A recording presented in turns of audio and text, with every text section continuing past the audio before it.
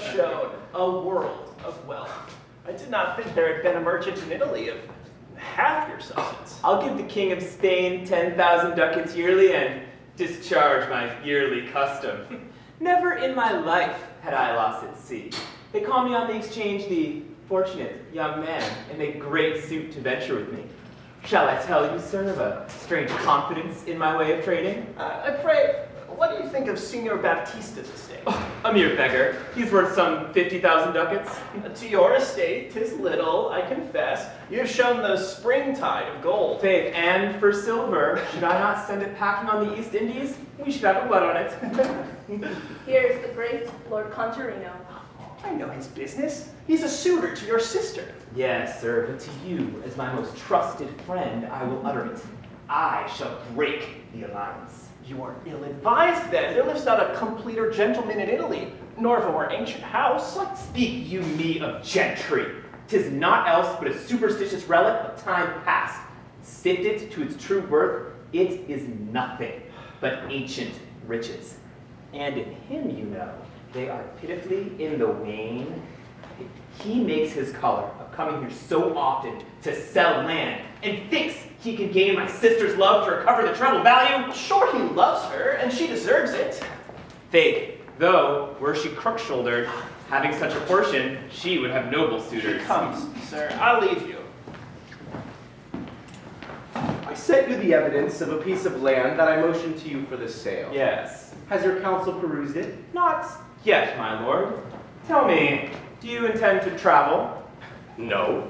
Come, I know you have some grand and noble design in hand that you levy so much money. The greater part of it I mean to employ in the payment of my debts, and the remainder is like to bring me into greater bonds as I aim it. How, sir?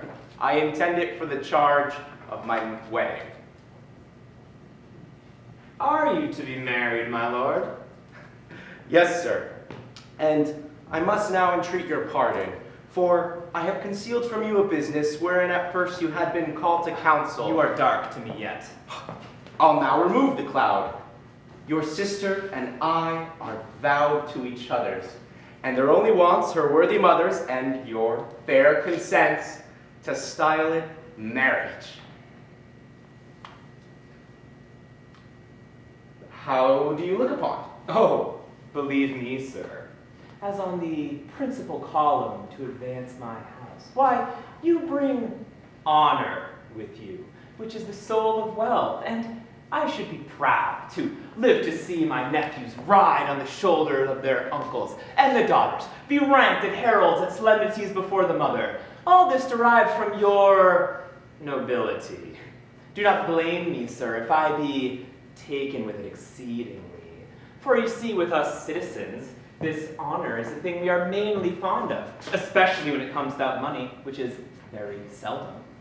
But, as you do perceive me now, be sure, I am yours. Fired with scorn and laughter at your overconfident pursuit. And no doubt my mother will be of your mind. 'Tis my hope, sir. I do observe how this Romelio has very worthy parts. Were they not blasted with insolent vainglory? There rests now the mother's approbation to the match. She comes. I shall try how she stands affected to me without relating my contract with her daughter. Sir, you are nobly welcome. Presume you're in a place that's wholly dedicated to your service. I am ever bound to you for many special favors. You've been strange a long time. I am a suit to you. I would not have you value it the less if I say 'tis granted already. You are all bounty. 'Tis to bestow your picture on me. Sir, summers are coveted in shadows. As with me, 'tis fall of the leaf. Why, you enjoy the best of time. This latter spring of yours shows in my eye more fruitful and more temperate withal. Indeed, sir, I dare tell you. My looking glass is a true one, and as of yet it does not terrify me. Must you have my picture? So please you, lady, I shall preserve it as the most choice object. You will enjoin me to a strange punishment. With what a compelled face a woman sits while she is drawing. I have noted diverse, either to feign smiles, suck in the lips to have a little mouth, ruffle the cheeks to have the dimple seen, and so disorder the face with affectation. Excellent lady, your judgment is perfect in all things. Indeed, sir, I am a widow. I pray, sir, tell me, you are about to sell a piece of land to my son, I hear? 'Tis truth. Sir, I would not have you come hither to sell, but to settle your estate. I have asleep within my chest 40,000 crowns. Waken when you please, fly to your commands. I hope you understand wherefore I make this proffer. So, will you stay to supper? I cannot, worthy lady. So I leave you.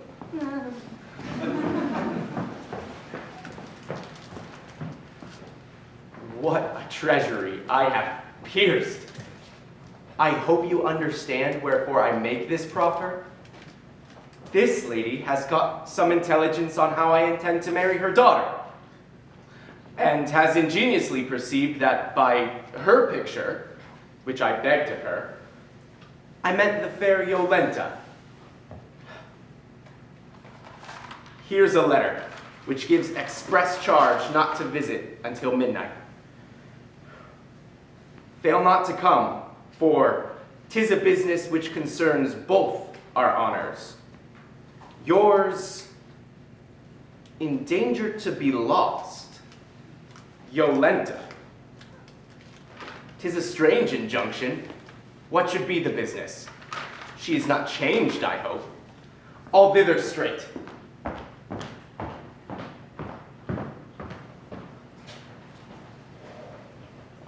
Come, sister, the tailor must to work to make your wedding clothes. The tomb maker to take measure of my coffin. Tomb maker, look you, the King of Spain greets you.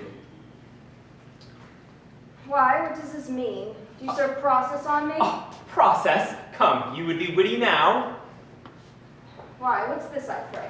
Infinite grace to you. It is a letter from his Catholic Majesty for the amends of this gentleman here for your husband. In good season. I hope you will not have my allegiance stretched to the undoing of myself. Undo yourself. Look you, he does proclaim him here. Mistake not, excellent mistress. These commends express that His Majesty the King of Spain has given me, both addition of honor, as you can tell by my habit, and a place here to command over 30 galleys. This your brother shows as wishing to make you a partner in my good fortune. I pray. Come hither. Look, have I any interest in you? You are my brother. I would have you use me then with that respect and keep me so. Be swayed in this main business of your life that wants principal consideration, your marriage. By my direction, here's a gentleman. Oh, sir, I have often told you I am so little my own to dispose that way that I can never be his. Come, you, too much light makes you moon-eyed. Are you in love with title? Sir, you have done me the meanest wrong ever offered to a man of my breeding. Why, sir? You have led me with a vain confidence to believe that I should marry your sister, have proclaimed it to my friends, employed the greatest lawyers of our state to settle the jointure, and the issue is that I should become ridiculous. Oh, stay, my lord. Do you wish to have my throat cut? Good, my lord, stay but a little, till I have removed this court mist from her eyes, till I have awakened her from this dull sleep where she'll dream herself to a deformed beggar. You would marry the great Lord Contarino. Contarino, were you speaking of? He lost last night at dice 5,000 ducats. And when that was gone, set at one throw a lordship, that twice trebled the former loss. And this lord, does she prefer in the way of marriage to our choice here? Noble Ercole. I hope you'll be advised. No, for your sakes, I married, that I might have children. And, for your sakes, if you'll be ruled by me, I'll never marry again. Here's a gentleman, is noble, rich, well-featured, but above all else, he loves you entirely. His intents are aimed at an expedition against the Turk, which makes the contract cannot be delayed. Contract? You must do this without my knowledge. Give me some potion to make me mad, and happily not knowing what I speak, I may then consent to it. Come, you are mad already, and I'll not hear you speak good sense till you name him for husband. Lady, I will do you a manly office, and leave you to the freedom of your own soul. Now you express yourself most nobly. Stay, sir, what do you mean to do? Hear me, if thou dost marry the Lord Contarino, all the misfortune that ever did dwell in a parent's curse light on thee. Your imprecation has undone me forever. Give me your hand. No, sir. Give it to me, then. Now I'll teach a piece of art. Rather a damnable cunning to have me go about to give it away without consent of my soul. Oh, kiss her, my lord. If tears have been regarded, maidenheads have never been lost. She is yours. Kiss this doggedness out of her. To be contracted in tears is but fashionable. Virgins must seem unwilling. Keep your possession. You have the door by the ring. That's livery and season in England. You see we are merry. And, my lord, at the contract, your sport is to come hereafter. I will leave you, excellent lady, but leave with you withal a heart so entirely yours that had I the least hope to enjoy you, though it take the time that scholars do raking their degree in the noble arts. And so humbly I take my leave. Sir, I will pray for you. That were well. 'Twill make your prayer complete to pray for your husband. Husband? This is the happiest hour I ever arrived at. I, husband, come, you peevish thing, smile me a thanks for the pains I have taken. I hate myself for being thus enforced. You may soon judge then what I think of you, which are the cause of it. Look you, lady of the laundry, come hither. Sir, Look, as you love your life, you have an eye upon your mistress. I do henceforth bar her all visitants. Not deuce ace the wafer woman that prigs abroad with muskmelons and malacatoons, nor a Scotch woman with a cittern, do you mark? Nor a hackney coachman, if he can speak French. why, sir? By no means. No more words. Nor the woman with the strange marrow-bone puddings. I have heard strange juggling tricks have been conveyed to a woman in a pudding. You are apprehensive. Oh, good sir, I have traveled. Oh, my dear chaperoness, I trust thee the better for that. Very well, sir, you may use me at your pleasure. Oh, Winifred, that were the way to make thee travel again. So leave you. I could weep with you. But 'tis no matter, I can do that at any time. I have now a greater mind to rail a little. Plague upon these unsanctified matches. They make us loathe the most natural desire our Grandma Eve ever left us. Why, force one to marry against their will? 'Tis a more ungodly practice than enclosing the commons. Prithee, peace. This is indeed an argument so common, I cannot think of matter new enough to express it bad enough. Well, here's one I hope will put you out of it. How now, sweet mistress? You have made sorrow look lovely of late. You have wept. She's done nothing else these 3 days. Had you stood behind the arras to have heard her shed as much salt water as I had, you would have thought she had been turned fountain. I would fain know the cause. Reach me the castanet. I am studying, sir, to take inventory of all that is mine, To do what with it, lady? to make you a deed of gift. That is done already. You are all mine. Oh, sir, I am bewitched. Most certain I am forspoken to be married to another. Can you ever think that I shall ever thrive in it? Am I not then bewitched? All comfort I can teach myself is this. There is a time left for me to die nobly, when I cannot live so.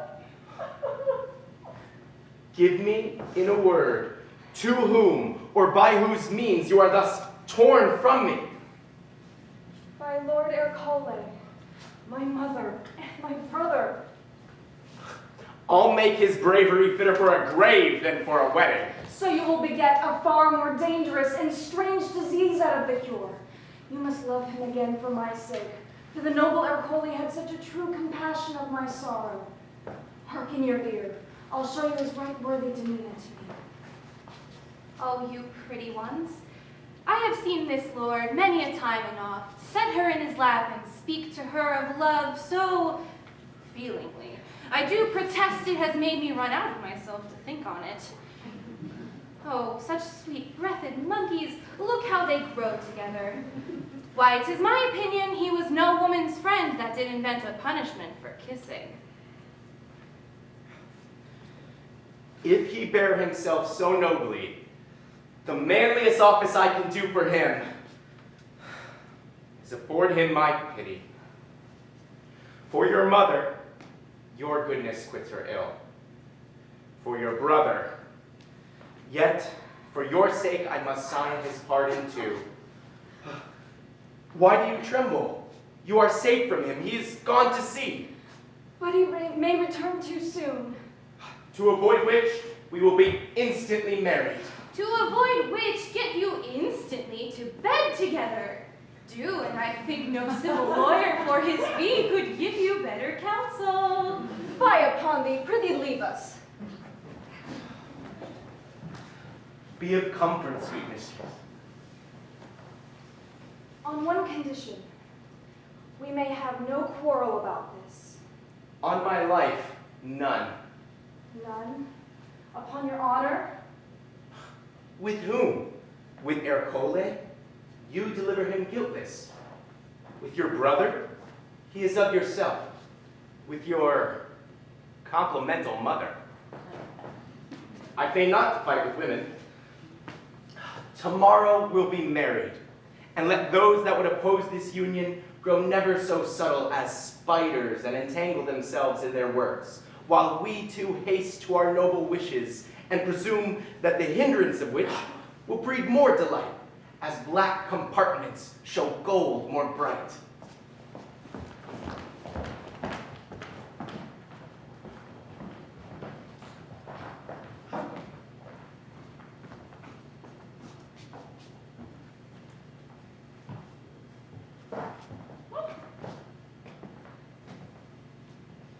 Am I well habited? Exceeding well. Any man would take you for a merchant. But pray, sir, resolve me. Why should you, being one of the most eminent civil lawyers in Spain, and but newly arrived from the East Indies, take this habit of a merchant upon you? Why, my son lives here in Naples, and in his riot had not far exceeded the exhibition I have allowed him. And in this disguise, you mean to trace him? Partly that, but there be business of greater consequence. Faith for his expense, 'tis nothing to your estate. What to Don Crispiano, the famous corregidor of Seville, who by his mere practice of the law hath earned 30,000 ducats a year. And I will give him line, and let him run on in his course of spending. Freely? Freely. For I protest that if I shall conceive that my son shall find any greater pleasure or content by this course of riot. How's this? Cannot he take more pleasure in spending it riotously than you have done by scraping it together? Why, all the time of your collectionship hath been a perpetual calendar. Begin first with your melancholy study of the law, before you come to finger the rocks. After that, the tiring importunity of clients, to rise so early and to sit up so late. Remember, sir, the many times I have borne you on my shoulder, over a shoal or a swarm of reeking nightcaps, when your worship has bepissed yourself, either from vehemency of argument or being out from the matter. Oh, I am merry. Be so. You could eat like a gentleman at leisure, but swallow it like flat dragons, as if you had lived to chew the cud after. There be no pleasure in the world comparable to it. Possible? And he shall never taste the like, unless he study law. What, not in wenching, sir? Wenching? Oh, fine, the disease follows it. And besides, can the fingering of taffeties, or the lawn, or a painted hand, or a breast be like any pleasure that I take from my client's fees and piling them in several goodly rows before my desk? Pray stay, sir. Neither wine, nor lust, nor riotous feasts, rich clothes, nor all of the pleasure that the devil hath practiced can give man any pleasure that I took in gaining my wealth. So I conclude, young wife, what company keeps he? The gentleman he speaks with is Romelio the merchant. And I have news for him that concerns certain losses happened to him at sea that he shall not be pleased with. Who's that dapper fellow in the long stocking? I do believe 'twas him came to your lodging this morning. 'Tis the same. And there he stands, but a little piece of flesh, yet the very miracle of a lawyer. He who promises men to peace and compounds wars among neighbors, yet without ever going to law. Is he a lawyer? Oh, yes. Here's the man. Gave word your father died in the East Indies. Oh, he died in perfect memory, I hope, and made me his heir. Good sir, let me shake thy hand. And here's a old gentleman. Says he was chamber fellow to your father when they studied law together at Barcelona. Do you know him? What's his business? He says he's come to read you good counsel. To him bring himself. And what's your counsel? Why, I would have you leave your whoring, O young quat. Incontinence is plague in all the creatures of the world. When did you ever hear that a cock sparrow had the French pox? When did you ever find one fat but in the nest? Ask any of your canthoride mongers that question. Remember yourself, sir. How many ducats think you he spends in a 12-month besides his father's allowance? Besides my father's allowance. 100 ducats a month in breaking Venice glasses. Oh, when he learned that, it was English drunkard. And a knight, too, as I take it. Aye, and wearing cutwork, a pound of pearl. Your dainty embroidered stockings with overblown roses to hide your gouty ankles. Oh, how I am faded. Hark, in your ear. There is intelligence upon you! Farewell. You shall know me better. I will do thee more good than thou art aware of. He's a mad fellow. He would have made an excellent barber. He does so curry it with his tongue.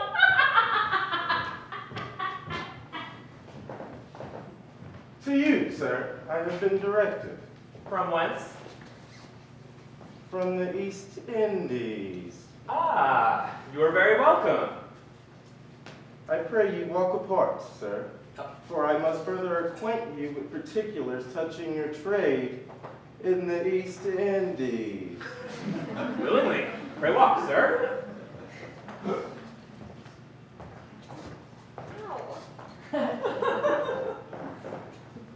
Oh, my right worthy friends, you have stayed me long.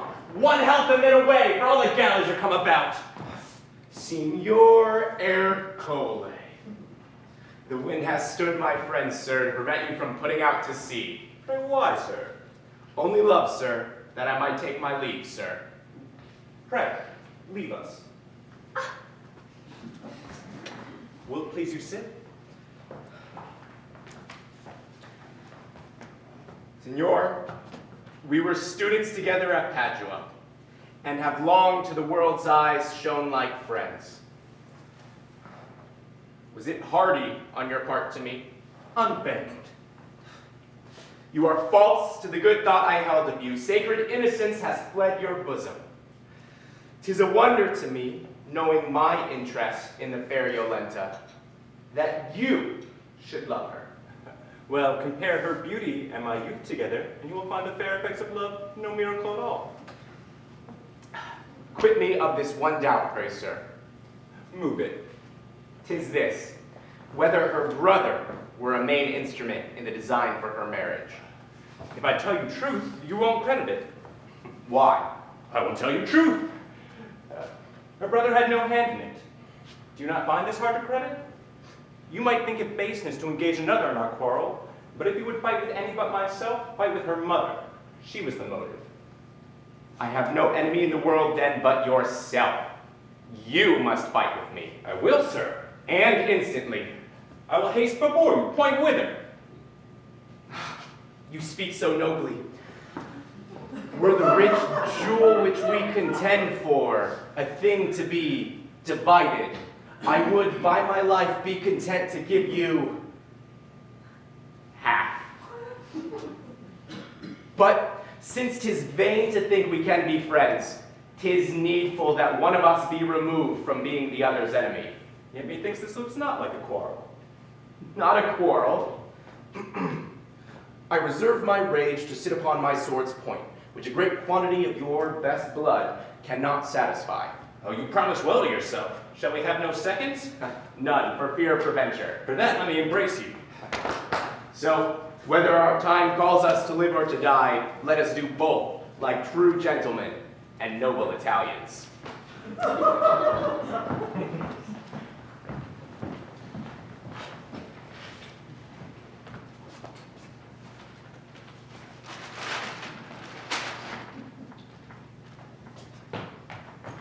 Where are those gallants, the brave Ercole and the noble Contarino? They are nearly gone, sir. Gone? Bade me tell you they would be back within this half hour. Ah. Met you, Lord Ercole? No, but I meant the devil in villainous tidings. Why? What's the matter? Oh, I am poured out like water. The greatest rivers of the world are lost at sea, and so am I. Pray leave me. Where's Lord Ercole? Well, you were scarce gotten hence in King Contarino.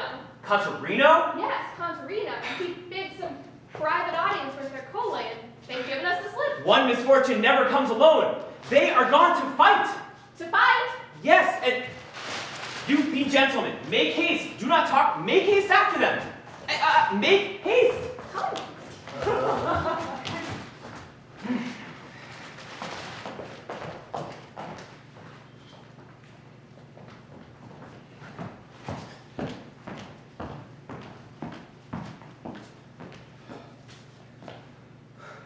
You'll not forego your interest in my mistress? My sword will answer that. Come, are you ready?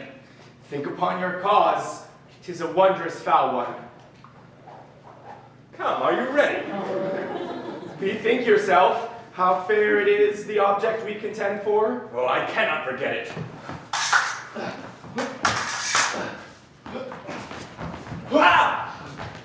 You are hurt? Did you come hither only to tell me or to do it?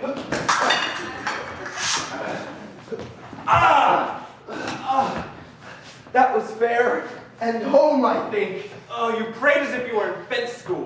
Have compassion on yourself, spare your youth. When I am all in pieces. I am lost in too much daring. Yield your sword. Oh, to death I shall, but not to thee. You are now at my repairing, or confusion. Thank your life. Oh, foolish the man. No bid me beg for that which I cannot give. See, both of them are lost. They come too late. Take up the bodies. Convey it to St. Sebastian's monastery. I will not part with this sword. I have won it. And you shall. Take his body and bow him upward so as to prevent bleeding inward. Well, these two are perfect lovers. Why, pray, sir? Well, I have ever been of the opinion that none may love perfectly indeed, but those that drown themselves or hang themselves for love. But these two, they slit each other's throats. Brave, valiant lads. You do ill to set the name of valor to such a desperate and mad affair. Hence all may learn that count such actions well. The roots of valor shoot themselves to hell.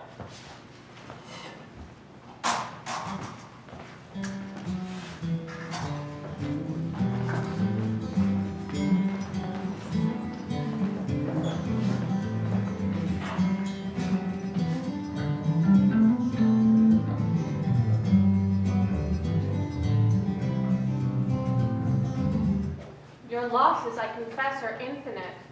Yet, sir, you must have patience. Sir, my losses I know, but you I do not. Are you such a leech for patience? I have lost 3 goodly carracks. So I hear. The very spice in them. Had they been shipwrecked here upon our coast, would have made all the sea a drench. All the sick horses in Italy would have been glad of your loss. You are conceited too. Come, come, come. You gave those ships most strange, most dreadful and unfortunate names. I never looked they'd prosper. Is there any ill omen in giving names to ships? Did you not call one the Storm's Defiance, and another the Scourge of the Sea, and the third the Great Leviathan? Yes, very right, sir. Very devilish names, all 3 of them. Come, you are superstitious. I will hear no more. So, sir, how now? Are the screech owls abroad already? What a dismal noise yon bell makes. Sure, some great person's dead. Ugh, why do they ring at my gates thus?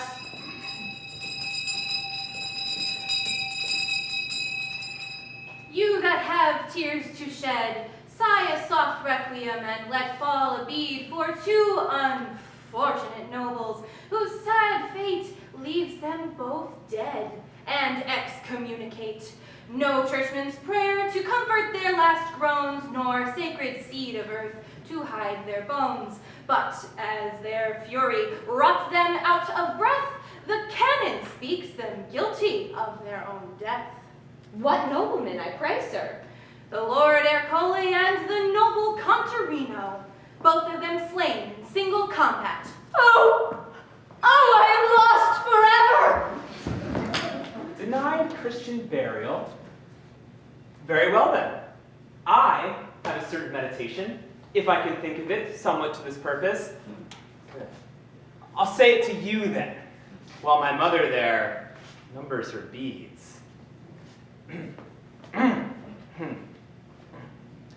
How then can any monument say, here rest these bones until the last day, when time's swift bolt of foot and feather may bear them the sexton kens not whither. What care I then, though my last sleep be in the desert or in the deep? No lamp nor taper day and night to give my chargeable light. I have there like quantity of ground, and at my last day I shall be found. I am sorry for your losses. Sir, the more spacious the tennis court is, the more large is the hazard. I dare the spiteful fortune do her worst. I can now fear nothing. Oh, sir, but do consider, he that is without fear is without hope, and sins from presumption. Better thoughts attend you. Poor Yolenta. Should she hear of this, she would not after the report keep fresh so long as for hours in the grave. How now, Prospero? Contarino has sent you here his will, in which he has made your sister his sole heir. Is he not dead? He is yet living. Living? Worse luck. The worst? I do protest. It is the best that ever came to disturb my prayers. How? Yet I would have him live to satisfy public justice for the death of Ercole. Heaven's sake, go visit him. I have within my chest a choice relic, preservative against swounding, and some earth brought from the Holy Land, right sovereign to staunch blood. Has he skillful surgeons, think you? The best in Naples. How oft has he been dressed? But once. I have some skill this way. The second or third dressing will show clearly if there be hope of life. Pray, be near him. If there be any soul can bring me hope that there is hope of life. Do you prize his life so? That he may live. I mean, to come to his trial. Oh. To satisfy. The law. Is it nothing else? I shall be the happiest woman.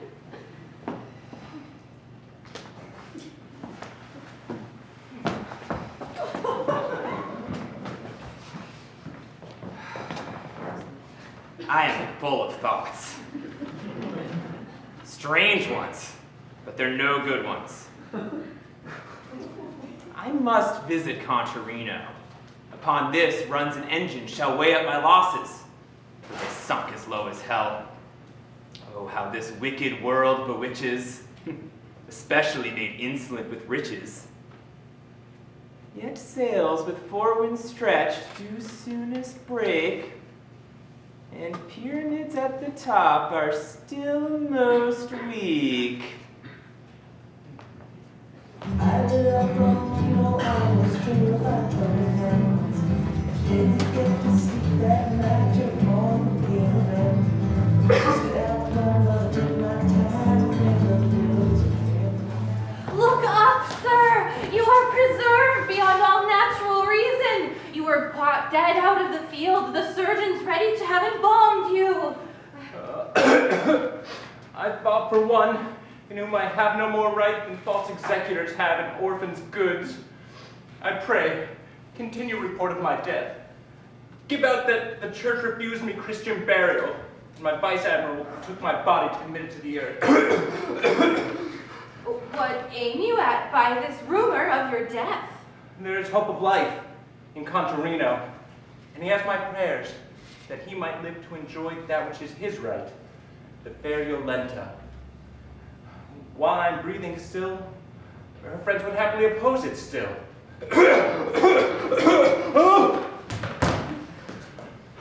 Pray help me in speech. It is very painful for me. Sir, I shall. The guilt of this lies in Romelio. And I hear, to second that good contract, he has got a nun with child. Oh, these are crimes that must either make work for speedy repentance or for the devil. I have much compassion on him. Sin and shame were ever tied together in Gordian knots of such strong threads spun, they cannot without violence be undone. It's a sweet tonight.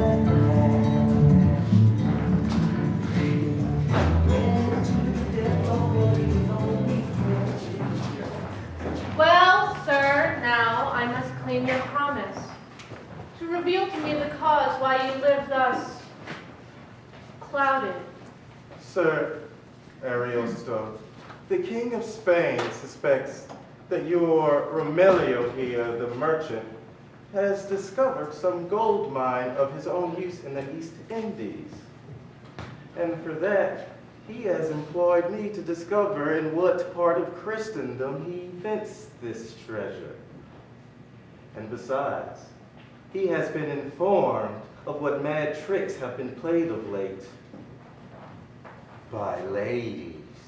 Most true, and I am glad the king has heard what bat-fouling for offices we have here in Italy, for you must concede, their game is all in the night. For I have vowed that I shall never sit upon the bench more, unless it be to curb the insolencies of these women.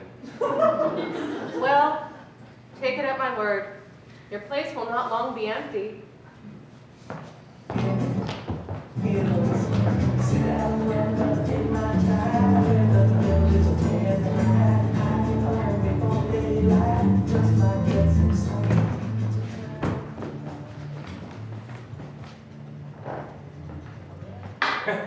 Excellently well habited.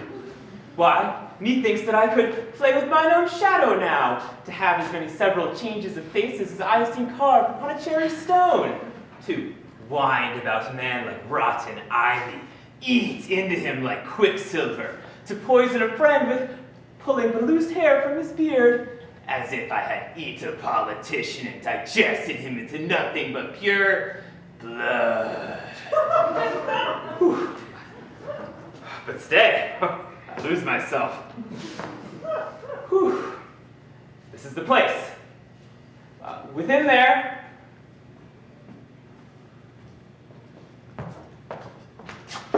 Within there. Now, sir. You are the men of art, as I hear, have Contarino under cure? Yes, sir. We are his surgeons. But he's past all cure. Why? Is he dead? He is speechless, sir. And we do find his wound so festered near the vitals that all our art, by warm drinks, cannot clear him of the impostination. And he's so weak. To make incision near the orifice were to present death to him. He has made a will, I hear. Yes, sir. And deputed Yolenta to be his heir? He has. We are witness to it. Has not Romilio been with you yet to give you thanks and ample recompense for the pains you have taken? Not yet. I pray, tend me. I am a physician. Physician? Where do you practice? In Rome. I am sent from a noble Roman family to practice Contarino's good and yours.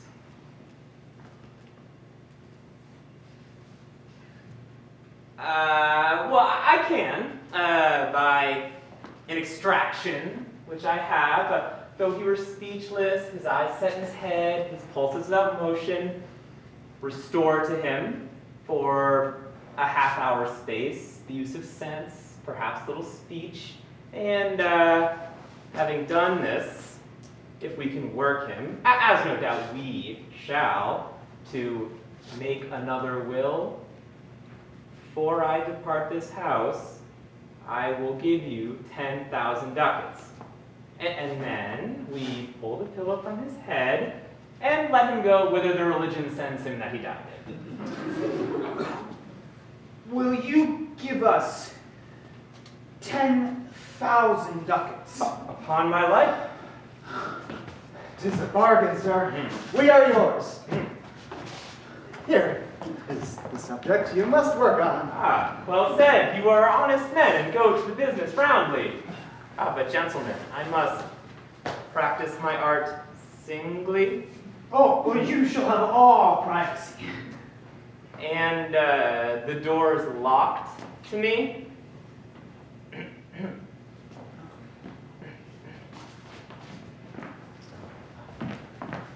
At your best pleasure.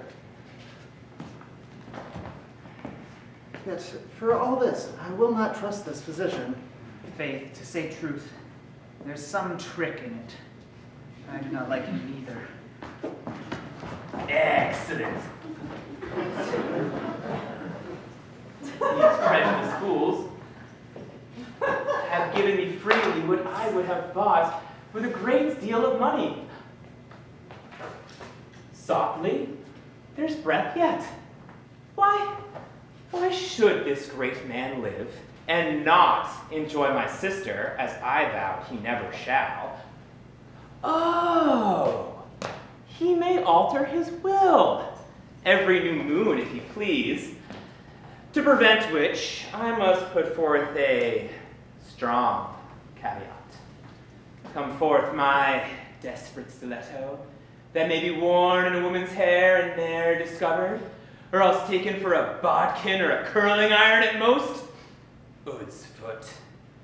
I am horribly angry that he should die so scurvily.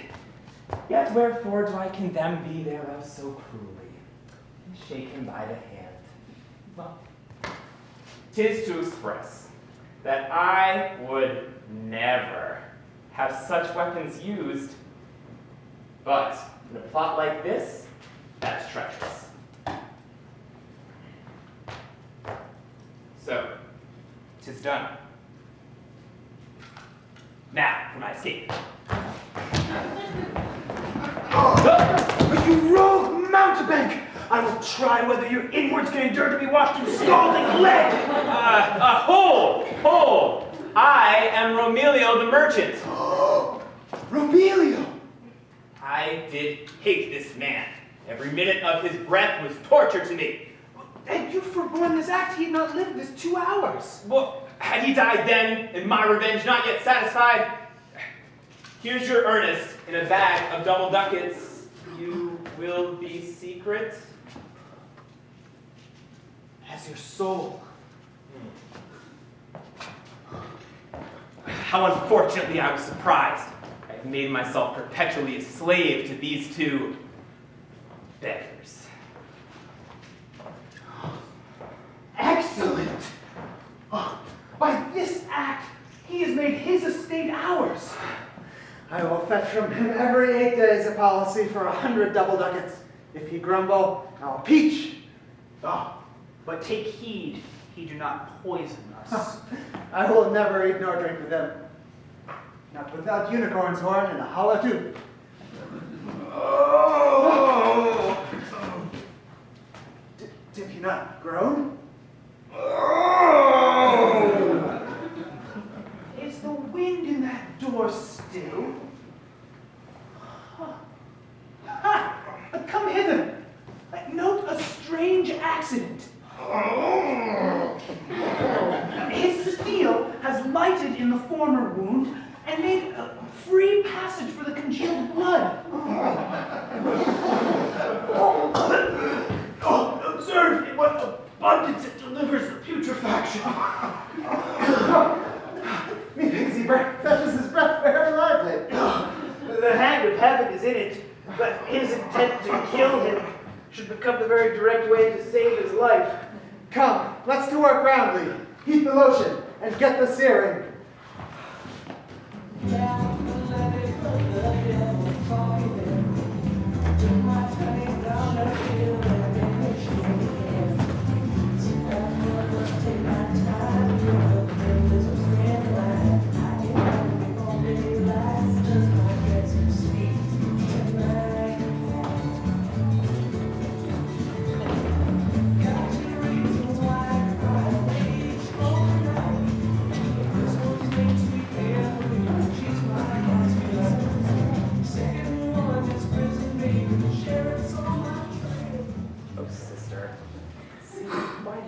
Thus, take a looking glass and see if this sorrow become you.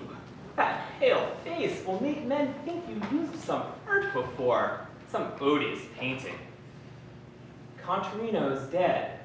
Oh, that he should die so soon. Oh, I pray tell me, is not the shortest fever best? Are not bad plays the worst for their length?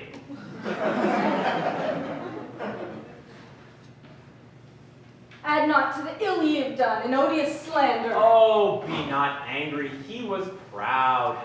Leave us. Leave us. Come, take your seat again. I have a plot.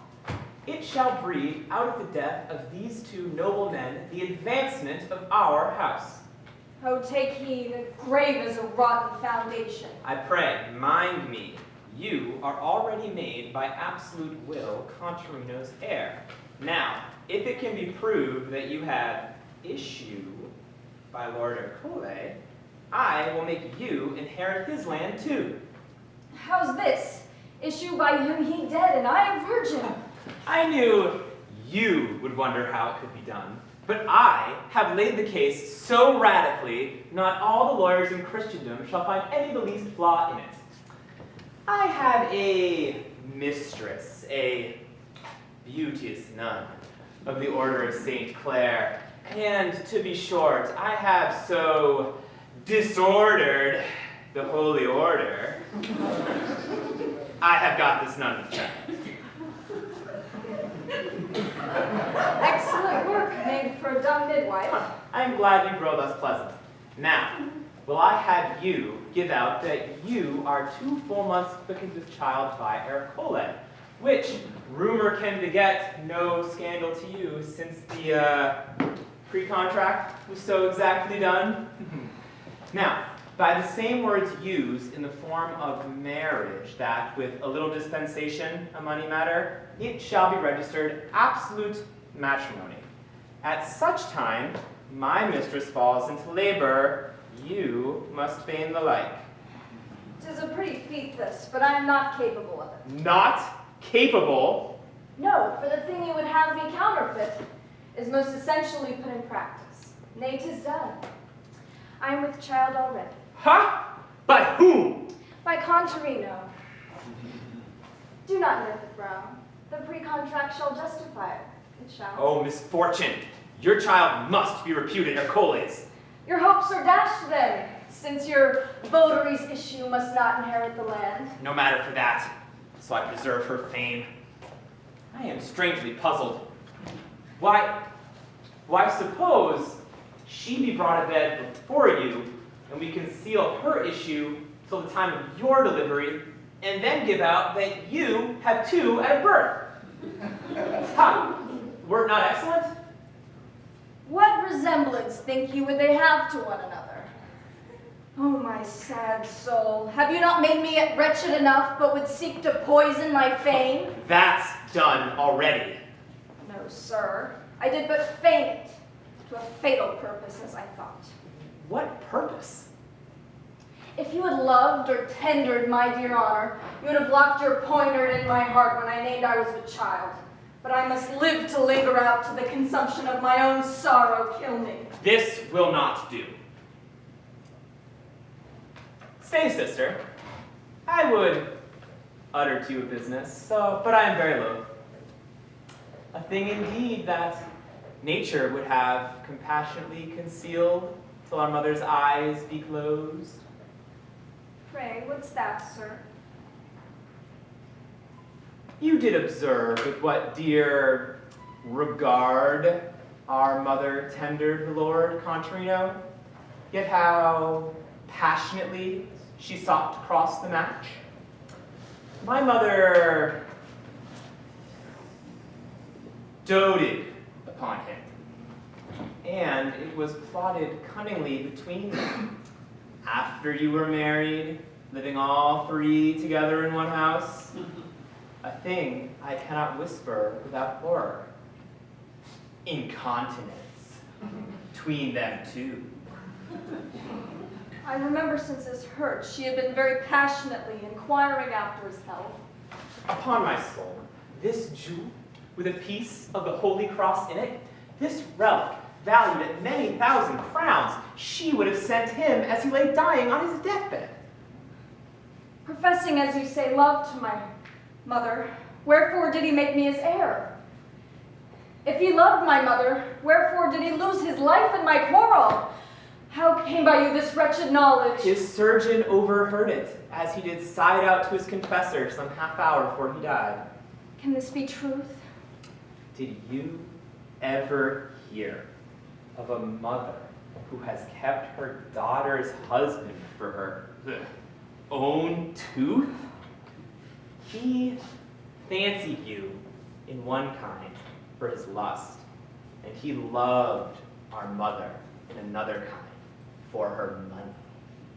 I never did find anything in the world turn my blood so much as this. Now here's such a conflict between apparent presumption and unbelief that I shall die in it. Oh, if there be another world in the moon as some fantastic stream, I could wish all men, the whole race of them, for their inconstancy, sent thither to people that. Why, I protest. I now affect the Lord our Pole's memory better than the others. But were Contarino living? Were he living and in health, I would never marry with him. Nay, since I have found the world so false to me, I will be false to it. I will mother this child for you.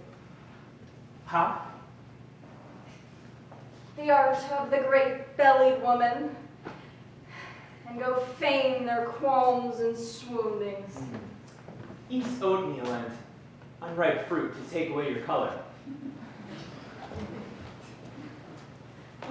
So, nothing in the world could have done this but to beget in her a strong distaste of the Lord Contarino. Oh, jealousy! How violent, especially in women. How oft it has raised the devil up in the form of a law case. My especial care must be to to nourish craftily this fiend, between the daughter and the mother, that the deceit be not perceived. My next task, that my sister, be persuaded to enter into religion. 'Tis concluded, she must never marry, so that I am left guardian to her estate. And lastly, that my 2 surgeons be waged to the East Indies. Let them prate. When they're beyond the line, the calenture, or the scurvy, or the Indian pox, I hope, will take measure for their coming back. Oh, here's my mother. I have strange news for you. My sister is with child. In what state left you Contarino? Oh, I'll tell you. I have killed him.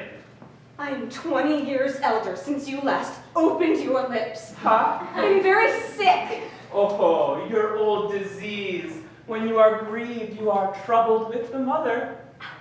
I'm racked with the mother indeed, that I ever bore such a son. Oh, pray tend my sister. I am infinitely full of business. Stay, you will mourn for Contarino. Oh, by all means, 'tis fit. My sister is his heir.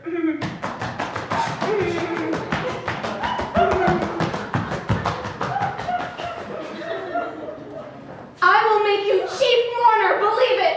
Never was woe like mine.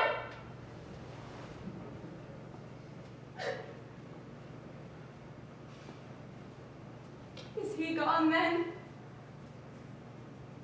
Oh, that my care, an absolute study, to preserve his life should be his absolute ruin. Never in all the world can there be compared to impossible desire any worse plague, for they are plagued in the desire itself. Never, never shall I behold him living, in whose life I lived, far sweetlier than in mine own. A precise curiosity has undone me. Why did I not make my love known directly? It had not been beyond example for a matron to effect in the honorable way of marriage so youthful a person. Ha, my son! I'll be a fury to him! What say you?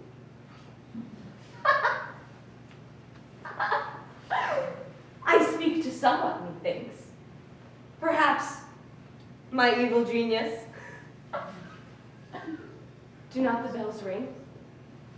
There's a strange noise in my head. Fly! Fly in pieces! Sink where neither man nor memory may ever find me. I would not have you seen yet until I prepare her. Peace to you, lady. Huh? You are well employed, I hope. The best pillow in all the world for this your contemplation is the earth, and the best object, heaven. I'm whispering to a dead friend, and I am come to bring you tidings of a friend not dead, reserved to life again. Say, sir, one whom I dare presume next to your children, you tendered above life. Heaven will not suffer me utterly to be lost. For he should have been your son-in-law, restored to life when surgery gave him o'er. But my son, he made me think that he stole into his chamber and ended that which Ercole began with a deadly stab to the heart. Alas, she is mistaken. 'Tis Contarino she thinks living. But I must fasten on her last words. Where shall I meet this comfort? Here, in the vowed comfort of your daughter. Oh, I am dead again. Instead of the man, you showed me the grave. Follow him! Collect yourself, good lady. You do only live to redeem yourself of another ill you have committed. That my poor, innocent daughter should live by your vile sin, got with child. Oh, here begins all my compassion. Oh, poor soul. She with child by Contarino? And he dead? who better to preserve her fame from the world than I, who loved her above the world? And what more honorable way to exercise my virtue than to father it, and to preserve her credit from the world, and to marry her? Report this to her, madam. Never did a father conceive more joy at the birth of an heir than I, to understand her confidence in me, and commend to her as loyal faith and service as e'er hard-hearted. Withal, and you be wise. Remember what the mother hath revealed of Romelio's treachery. 'Tis a noble fellow. In his loyalty I read what worthy comforts I've lost in my dear Contarino, and all adds to my despair. Within there!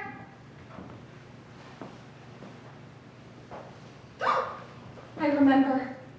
I let word slip of Romelio's practice at the surgeon's. No matter. I can solve it. There's a deeper vengeance preparing for him. To let him live and kill him.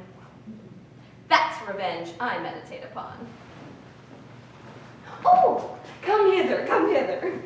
I have a weighty secret to impart. First, confirm to me how I may trust that you can keep my counsel beyond death.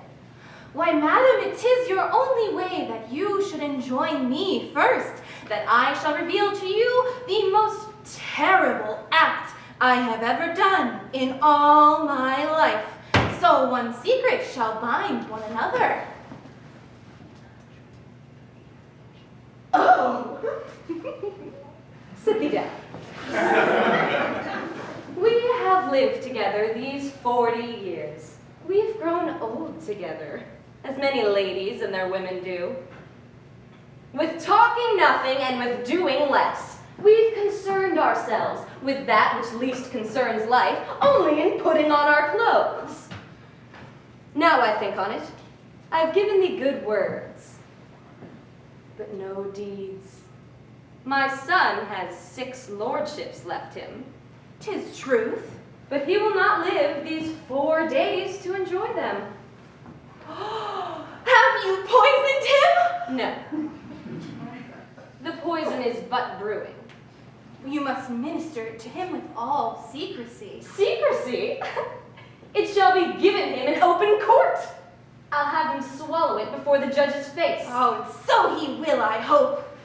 First, make me a promise to keep my counsel. Then I will employ you in a subtle combination, which will make the practice fit. 4 devils, 5 advocates to a woman's wit.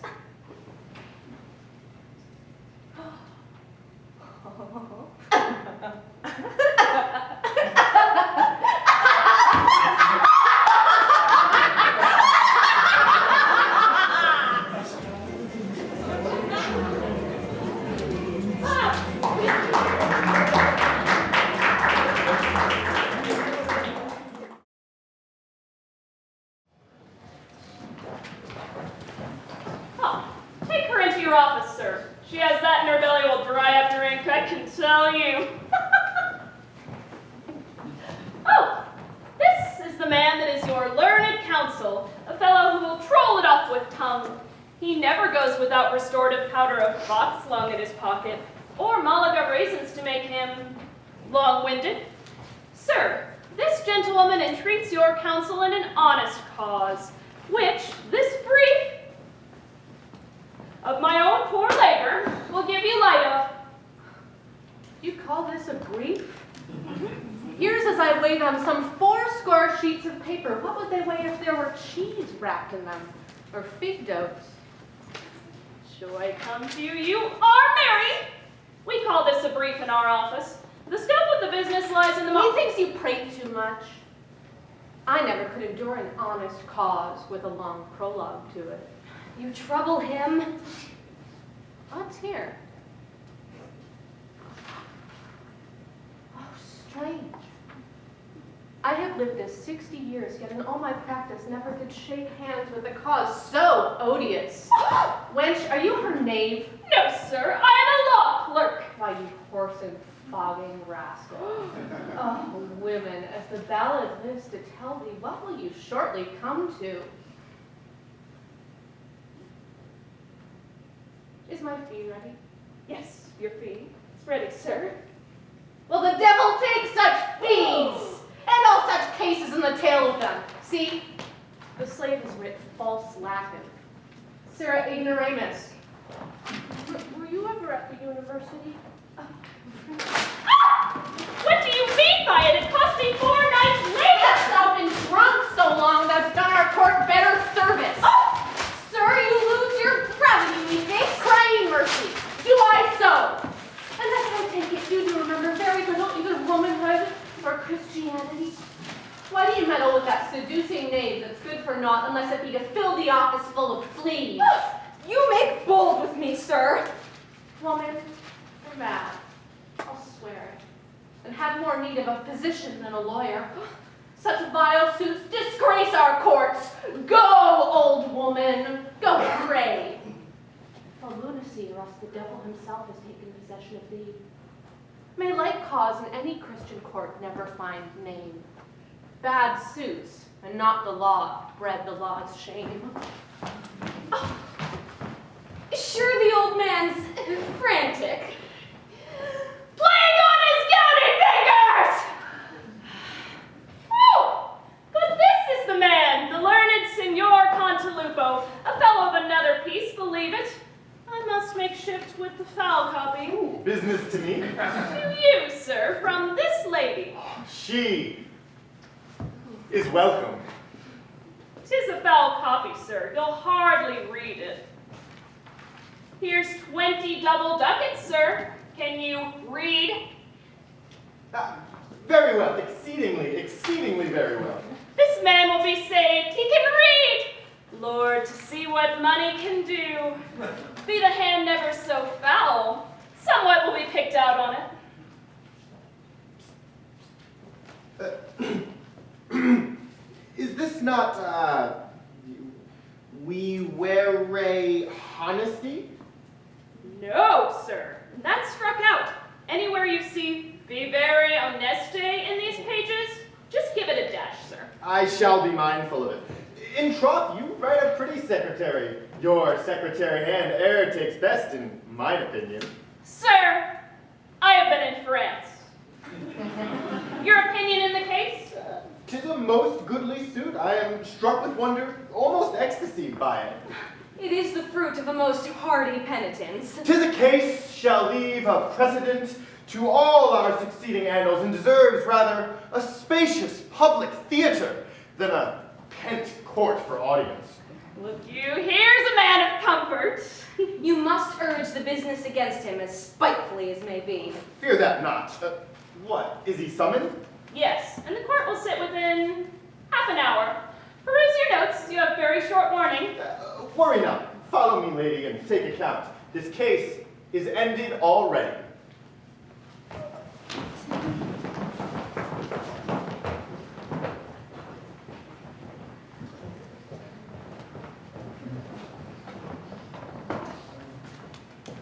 You would have a private seat, sir? Yes, sir. Here's a closet, belongs to the court, where you may hear all unseen. I thank you. Here's some money. I'll give you your things again, sir.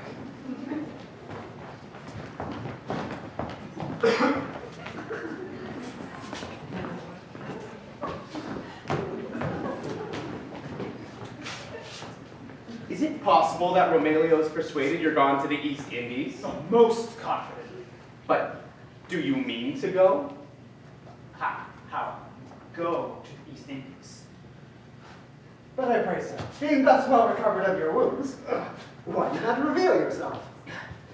That my fair Yolenta should be rumored to be with child by the noble Ercole makes me suspect to what violent issue these passages may come. Romelio's a subtle devil, and I do wonder what strange suit in law has happed between he and his mother. Yes, 'tis whispered among the lawyers 'twill undo him forever. Do you hear, officers? You must take special care not to let any brachigraphy men in to take notes. No, sir? By no means. Have you broke fast yet? Not I, sir. 'Twas ill done of you, for this cause will be long a-pleading. No matter, I have a modicum in my buckram bag to stop your stomach.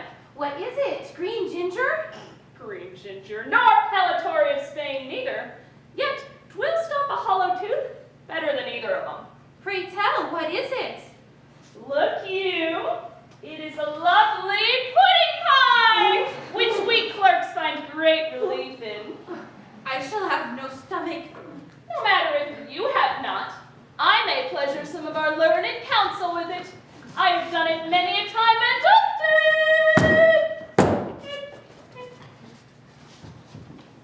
'Tis a strange sentence. Is Leonora come? She's here, my lord. Make way for my lady. Take off her veil. Or is she ashamed to look her calls in the face? She's sick, my lord. She's mad, my lord. Is Romelio come? I am here, my lord. And called, I do protest to answer what I know not. For I am as yet wholly ignorant of what this court would charge me with. Pray, my lord, who is my accuser? 'Tis your mother. She has discovered Catrino's murder. What are you, sir? An angry fellow that would do thee good. Do not ask thee. Go, then further. I shall call your gounthouse. Come, I know you for an East Indies merchant. You have a spice of pride in you still. My lord, I am so strengthened in my innocence for the least shadow of a crime committed against my mother or the world that she can charge me with. Be not too confident, for you have cause to fear. Oh, let fear dwell with earthquakes, ships wrecked at sea, and prodigies in heaven. I cannot set myself so many fathom beneath the height of my true heart as fear. Fall to your plea.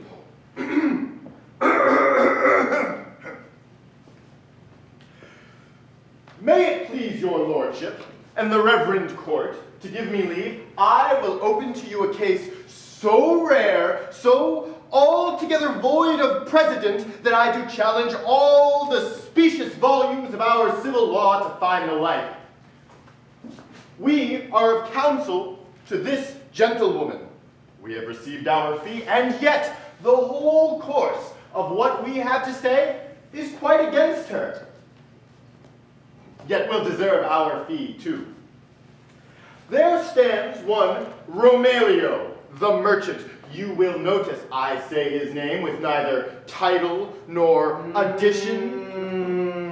I come to the point. It has been a dream here some 38 years that this Romelio was nobly descended. He hath ranked himself with the nobility, and with a kind of saucy pride which, like mushrooms, grows ever more rank when it doth spring from dunghills, hath sought to overthrow all the ancient pillars of our community. See you him now? What is he? A poor thing. A man without a name. A cuckoo, raised in the nest of a hedge sparrow. Speaks he all this to me? Only to you, sir. I do not ask thee, prithee hold thy praising. Why, very good. You'll be presently as angry as I could wish. Signor Cantalupo, the court holds it fit that you leave this tale declaiming against the person and come to the matter. Very well, my lord. I will conclude in a word. Some 39 years since, Francisco Romelio, this gentleman's putative father, and her husband did needs travel, and did so, going to France and the Low Countries some 11 months. He left behind in his stead a Spanish gentleman, a fine spruce youth, according to this gentlewoman's confession, and you may be sure he was no eunuch, neither. To be brief, this gentleman, breaking aside all laws of hospitality, took this woman and got his friend's wife with child a full 2 months before his return. Francisco Romelio, upon returning home, from France and the Low Countries, found his wife grown a most excellent housewife. And you may be sure that she did waste no time in bragging that he, Francisco Romelio, had gotten up her belly. No more. You have urged enough. First, you affirm that her husband was away from her 11 months. You have it fully, my lord. And at 7 months' end, after his return, she was delivered of this Romelio and had gone her full time. Yes, my lord, and it's very important not to forget. And by this account, this gentleman was begot in his supposed father's absence. Yes, my lord, you have it fully. 'Tis a strange suit, this. 'Tis beyond example. Either time past or present, why a woman would publish her own dishonor voluntarily. 'Tis very strange. Or why with such poisoned violence, she would labor in her own son's undoing. I pray you, resolve me, sir. Had not you some suit in law together with your mother lately? And how happed, gentlewoman, you did not reveal this sooner? While my husband lived, my lord, I durst not. I dare ask you why you reveal it now. Because, my lord, I loathed that such a sin should lie smothered with me in my grave. I might have confessed it privately to the church, I grant. But you know, repentance is nothing without satisfaction. Satisfaction? Your husband's dead. What satisfaction can you make him? The greatest satisfaction in the world. To return the land to the right heir. And that's my daughter. Oh, so she's straight begot then. Very well, if it please this honorable court, if he be a bastard and must forfeit his land for it, she has proven herself a strumpet and must lose her dower. Let them go begging together. Who will pay us our fees then? Most just. You see what an old house you're like to pull over your head, dame. Could I conceive this publication grew from a hearty penitence, I could bear my undoing the more patiently. But this suit of hers springs from a devilish malice. Oh, the violences of women! Why, they are creatures made up and compounded of all monsters and poisoned minerals and sorcerous herbs and growths! Take care you do not crack your voice, sir. And why do I take bastardy so distastefully? Well, I say, here's an accusation, but there's no proof. Why, what was this Spaniard's name that you accuse of adultery? Don Crispiano, my lord. Don Crispiano. And what part of Spain was he born in? In Castile. This may prove my father and my master. My client spoiled them. I knew this Spaniard well. And if you be a bastard, such a man your father, I dare beseech you, a gentleman, yet to the purpose. In what time was this gentleman begot? In Anno 71, my lord. Anno 71. The Battle of Lepanto was fought in it. It was a most remarkable time. Yet, what further proof do we have other than the affirmation of the mother of this corporal dealer? The deposition of a waiting woman served her at the time. Where is she? Here, my lord. Oratanus! What can you say, gentlewoman? May it please the honorable court, I was the party that dealt in the business and brought them together. Oh. And I also conveyed letters between them. What needed the letters when 'tis said he lodged in her house? a running ballad to her viol now and then, my lord, for he was never well but when he was fiddling. Speak to the purpose. Did you ever know the two to bed together? No, my lord, but I have brought him to the bedside. And that's nearer to the purpose, but what did you there? Did you help him off with his shoes? He wore no shoes, and it please you, my lord. No? What then? Pumps? Neither. Neither, your honor. Boots were not fit for his journey. He wore tennis court woolen slippers, my lord, for fear of creaking and making a sound to wake the rest of the house. And what did he there in his tennis court woolen slippers? Please, your lordship, question me in Latin, for the cause is very foul. Come closer to the business. I will come as close as modesty gives me leave.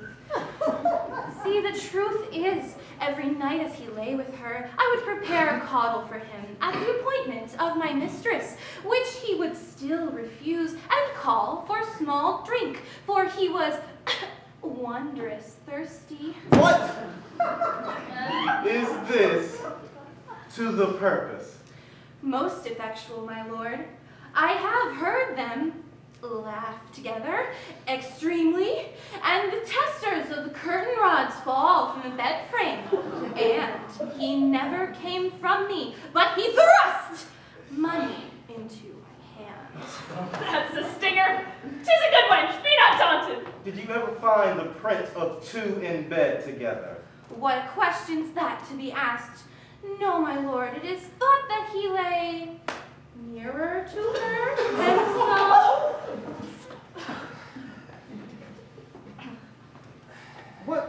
What age are you of, gentlewoman? About 6 and 40, my lord. Anno 71. Romelio here is 38 years of age. And by that reckoning, you were but a bard at 8 years old. Verily, you must have fallen to the trade betimes. There you're from the bias. I do not know my age directly. I know I am elder. I can remember 2 great frosts, and 3 great plagues, and the fall of the Calais, and the coming up of the breeches, and the great codpiece, and pray, sir, what age do you take me of then? Well, come off again. An old hunted hare, she has all her doubles. For the reverence of the court, I do beseech you, rip up the cause no further, but proceed to sentence. One more question, and I have done. May not this Crispiano have laid with your mistress either afore or after in the absence of her husband?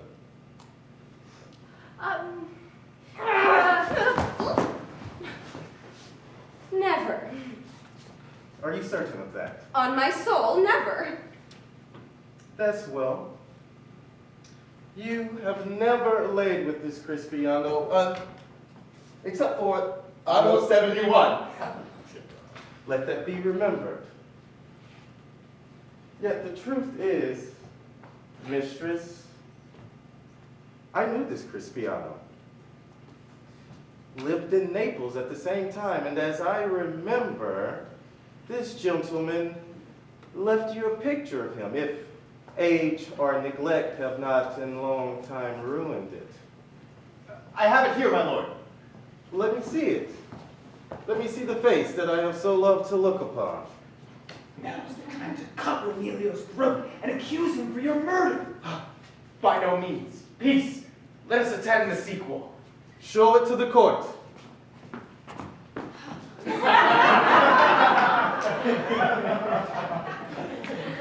You have heard what has been urged against this Romelio, and now I must give my definitive sentence in this cause. I shall give no sentence at all. No? No, for I cannot. I am made a party. How, a party? These are fine cross tricks. What the devil will he do now? Signor Ariosto, His Majesty of Spain conveys my place upon you by this patent, which I have kept from your knowledge until this urgent hour. May you thrive in it, and do so that many or few in our place can, and that is go to our grave uncursed. Is he a judge? Now, sir, speak your mind. But first, may I entreat the court that all eyes play witness upon this. I'm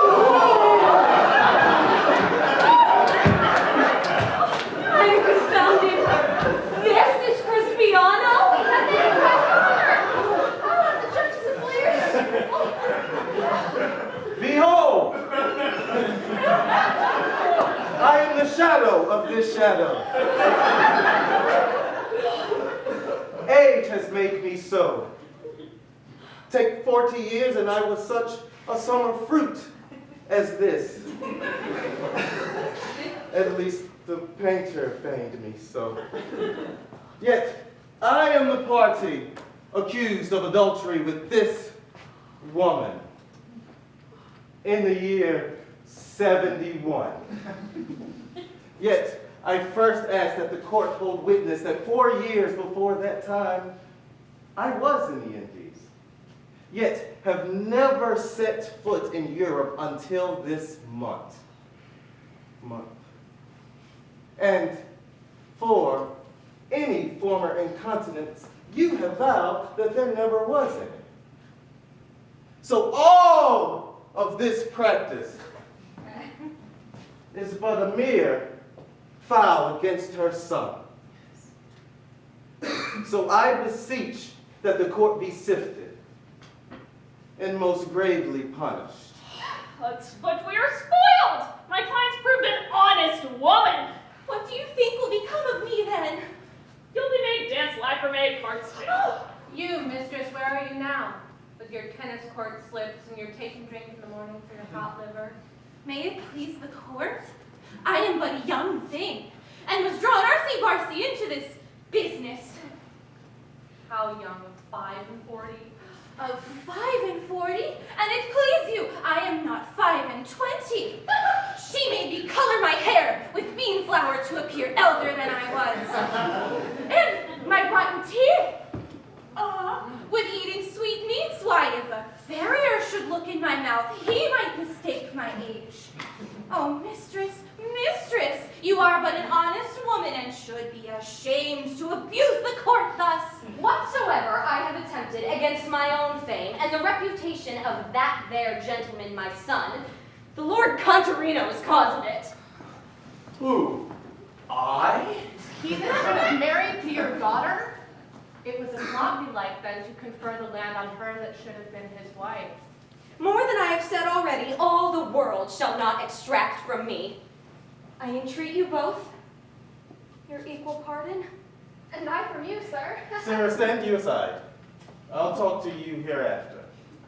I never was one for after reckonings. And now, my lords, I do most voluntarily confine myself to a stricter prison and a severer penance than this court can impose. I'm entered into religion. I the cause of this practice? That ungodly woman has sold herself into a falsehood. I will now reveal myself. Stay, my lord! Here's a window to let more light into the court. I am Ercole. Burn upon him for the death of Contarino! Mercy upon me, that thou art the biggest mercy indeed. Oh, you are restored to life, and to us, your friends. Away! Thou art the traitor that I only lived to challenge. The brave Contarino is generally supposed slain by this hand. But the truth is, though he did receive from me some certain wounds that were not mortal, This vile murderer, being deputed overseer of his sister's estate, to prevent him from surviving, snuck into his bedroom and killed him. Strange, unheard of, more practice yet. What proof of this? The report of his mother, delivered in distraction for Contarino's death. What say you to this, Leonora? Such a thing I did utter out of my distraction, but how the courts will censure this report, I leave to their wisdom. Now I may resign myself to my place of penance. I have vowed myself, and my woman. Go when you please. What should move you be thus forward in your accusation? My love to Contarino. Oh, it bore very bitter fruit at your last meeting. 'Tis true, but we began to love when we had most cause to hate, when our bloods embraced. Then I began to pity that such strong valor should be hazarded on the fortune of a single rapier, and not spent in battle against the Turks. Stay, sir. Be well advised. There is no testimony but your own to approve you slew him. Therefore, no other way to decide it but by duel. My lord, I dare affirm against all the world that this noble man speaks the truth. You shall make yourself a party in the duel. Let him. I will fight the bull. 16 of them. Sir, I don't know you. Yes, but you have forgot. We have sweat in the breach together at Malta. Now, if my father has any true sense left in him, then I'll regain his favor by fighting the duel. Do not swear, sir, for if you swear, then I swear that you swear a lie. A filthy, stinking, rotten lie. You, the defendant charged with the murder, and you, second there, must be committed into the custody of the knight marshal, and the court gives charge that be tomorrow ready in the lists before the sun be risen. I do entreat the court, there be a guard placed over my sister that she not enter into religion. She's rich, my lords, in the persuasions of friars to gain all her possessions to their monasteries, may do much upon her. We'll take order for her. Sir, have not you got a nun with child? How will you dispose of her? You speak to me as if I were graved already, when I have quenched this wild fire in her cole's tame blood. I'll tell you.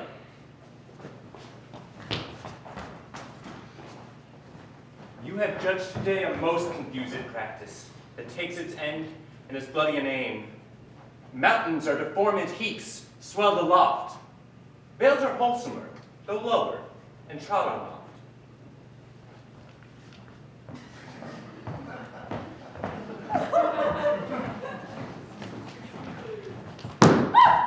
Well, I will put up my papers and send them to France.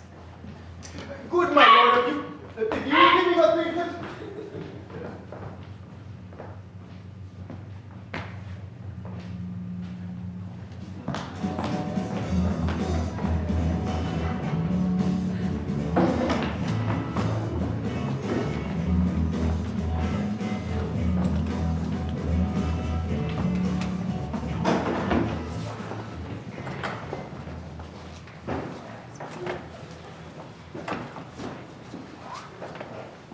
How dost thou, friend?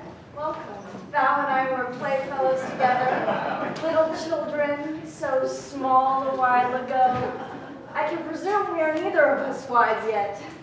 Most sad truth on my part. Say, friend, why do you tuck your veil over your face? If you will believe truth, there's not more terrible to a guilty heart than the eyes of a respected friend. Say, friend, are you quick with child? Too sure. How did you know of your first child when you quickened? Well, how did you know, friend? 'Tis reported you are in the same taken. So 'tis given out. But Ercole's coming to life has shrunk and made invisible my great belly. Yes, faith, my being with child was merely in supposition, not practice. You are happy, but I would not give to be a maid again. Would you? To what purpose? I would never give great purchase to that thing which is in danger every hour to be lost. Pray thee laugh. A boy or girl for a wager? What heaven please. Oh, I make no question, sister. You have heard of the intended combat? Oh, what else? I have a sweetheart in it against a brother. And I a dear friend, I fear. What good counsel could you minister unto me? Faith, only this. Since there's no means in the world to hinder it, let thou and I, wench, get as far as we can from the noise of it. Whither? No matter, any whither. Within there. Bear this letter to the Lord Ercole. Now, wench, I am for thee all the world over. I like your shade, pursue you.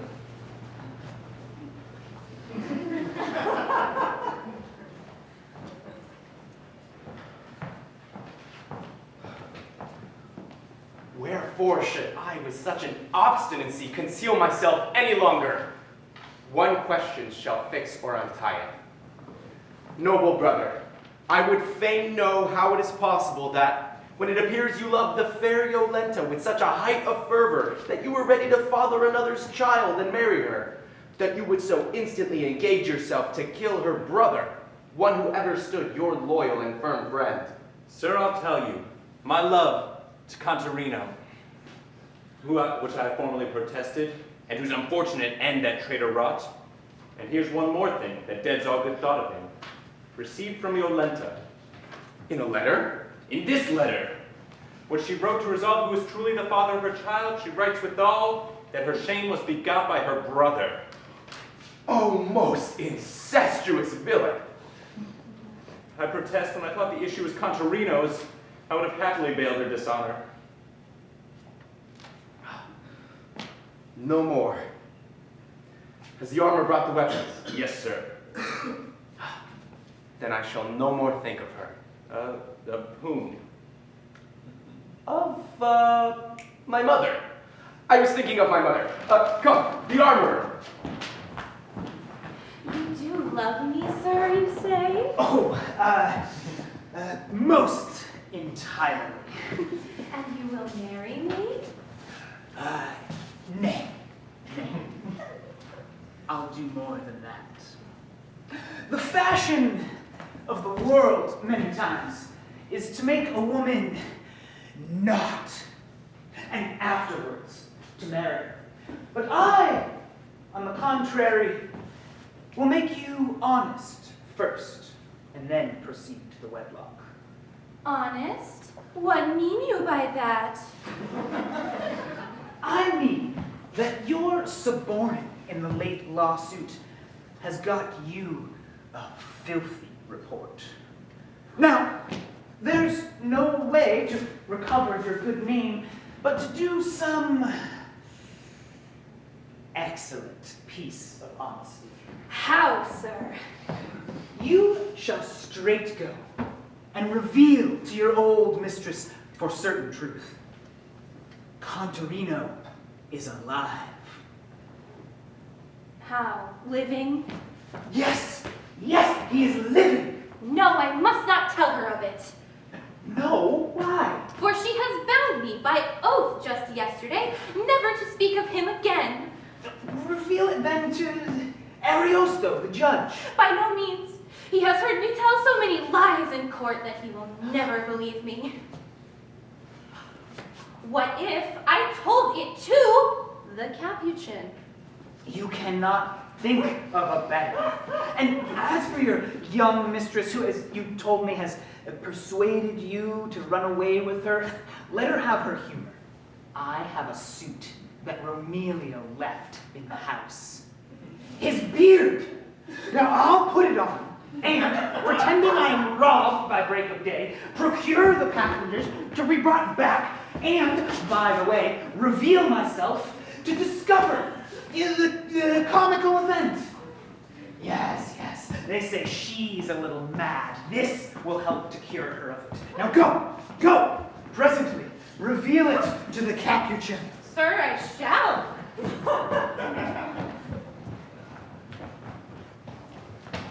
A pox on it. It seems I've undertaken this challenge very foolishly. What if I do not appear to answer it? It would be an absolute conviction of cowardice and perjury. And he may, to your shame, reverse your arms, or fasten them ignominiously under a horse's tail. I do not like that much. It seems that I will have to fight whether I will it or no. How bears Romelio? They say he has nearly brained some of the most excellent fencers that he has practiced with. Not unlikely. Pray, tell me, can we breathe during the duel? By no means. Nor drink? Neither. Sir, that is most unjust. Anger will make me very dry. You mistake, sir. 'Tis sorrow that is very dry. Not always, sir. I have known sorrow very wet. Having from Leonora's waiting woman delivered a most strange intelligence of Contarino's recovery, I am come to sound Romelio's penitence, that performed to end these errors by discovering what she has related to me. Peace to you, sir. Gentlefolk, let the air of this room be free to be mine but a little. Nay, Julio, you may stay. Will you pray with me? No. The world and I have not settled up our accounts yet. Shall I pray for you? Whether you do or no, I care not. Do not trouble your head with the business. Well, you do have a dangerous voyage to take. No matter. I will be mine own pilot. Do not trouble yourself. Pray tell me, do not you meditate of death? Phew!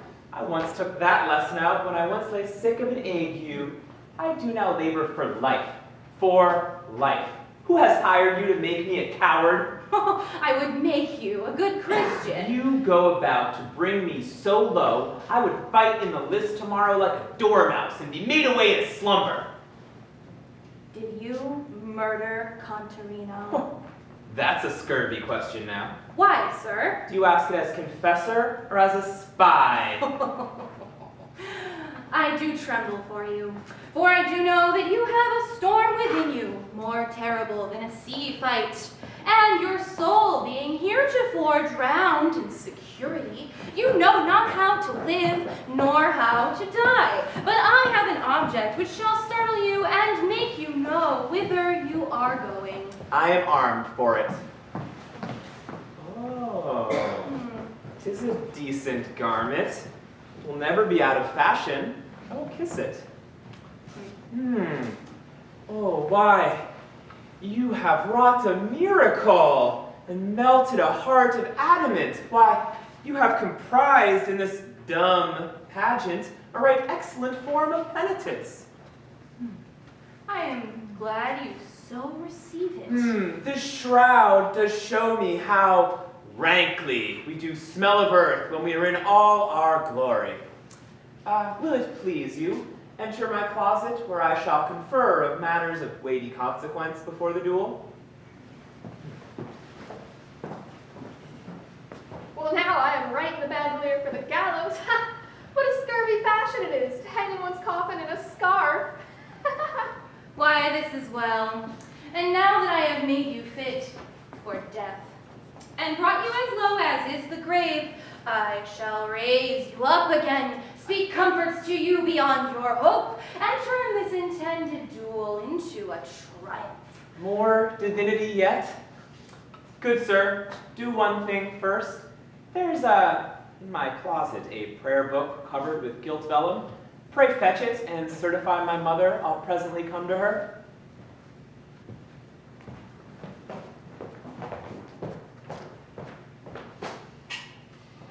So, now you are safe.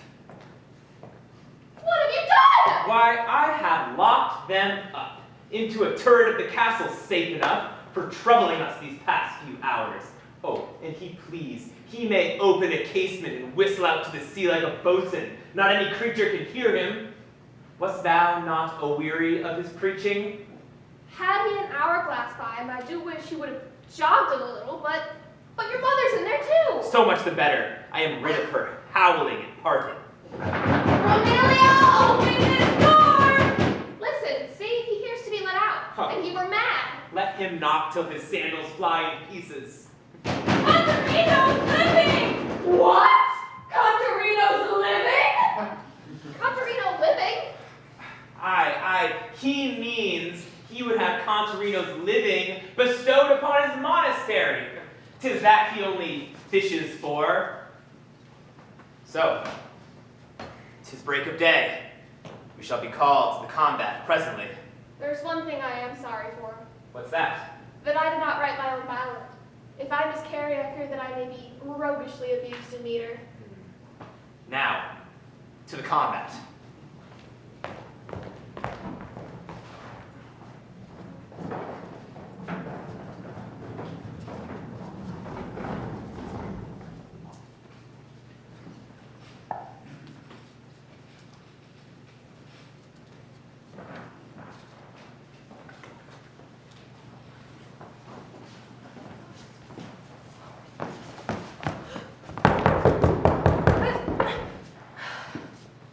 Contarino's living? Yes, madam, he's living, and Ercole's second. But why have they locked us up thus?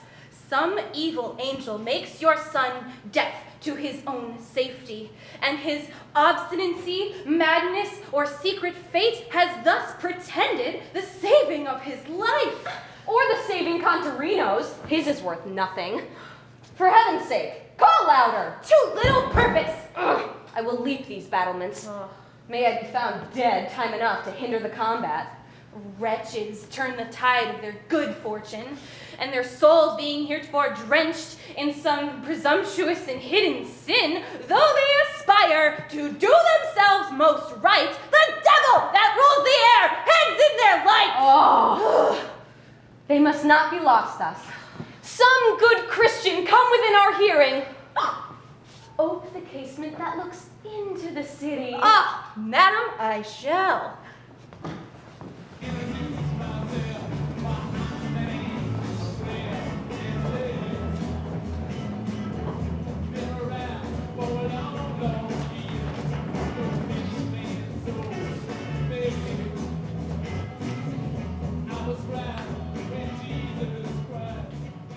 Give the appellant his summons.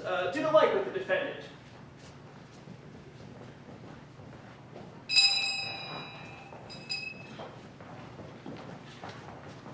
Can any allege aught why this combat should not proceed? Nothing. Have the knights weighed and measured their weapons? Yeah, they have.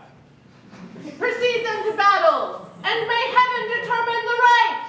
Soit de bataille, et victoire à ceux qui ont droit. Stay! I do not know whither I am going. 'Twere needful, therefore, though at last grasp, to have some churchman's prayer. Pray, come hither. Go to Castle Nuovo. This key will release my mother and a capuchin, who I locked into a turret. Bid them pray and make haste, and they be dead ere he comes. Now, victoire à ceux qui ont droit! Victoire à ceux qui ont droit! Hold! For heaven's sake, hold. What are these that interrupt the combat? Away to prison with them! We have been prisoners long enough. What say you, sir? Behold, Contarino's living. Living? Behold him living. You were but now my second, and now you're myself forever. Here's one comes between. Claims to be nearer. And to you, dear lady, I have vowed my entire life. If I do not dream, I am happy to. How insolently has this high court of honor been abused! How now? Who are these? A couple of strange fowl, and I the falconer that have sprung them. Like or dislike me, choose you whether. Heads vain only show, I only care to preserve my soul most fair. For I proclaim it without control, there's no true beauty but in the soul. Oh, it's the fair Yolenta. But to what purpose is she thus eclipsed? Sir, I was running from rumor of this combat. I fled likewise from the untrue report my brother spread to his politic ends, that I was got with child. Here cease all further scrutiny. This piece of paper shall lay the circumstances straight of all these passages. No more. Attend the sentence of the court. It now remains that these so comical events be blasted with no severity of sentence. Romelio, you shall first deliver unto that gentleman that stood your second all those obligations wherein he lies engaged to you, receiving only the principal. I shall, my lord. I thank you, sir. And now I have a yearning to go to sea and fight against the pirates. And my only wish is that my ship be furnished with that rare consort music. Next, you shall marry that nun. Most willingly. Sir, you have been unkind. I do only wish that this my shame may warn all honest virgins not to seek the way to heaven that is so wondrous steep. Through those vows they are too frail to keep. Contarino, Romelio, and yourself shall for 7 years maintain against the Turks 6 galleys.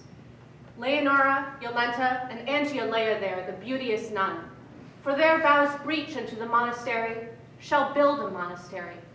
Lastly, the 2 surgeons, for concealing Contarino's recovery, shall exercise their art at their own charge for a 12-month in the galleys. So we leave you, wishing that your future lives may make good use of these events, since that these passages which threatened ruin, built on rotten ground, are with success beyond our wishes crowned.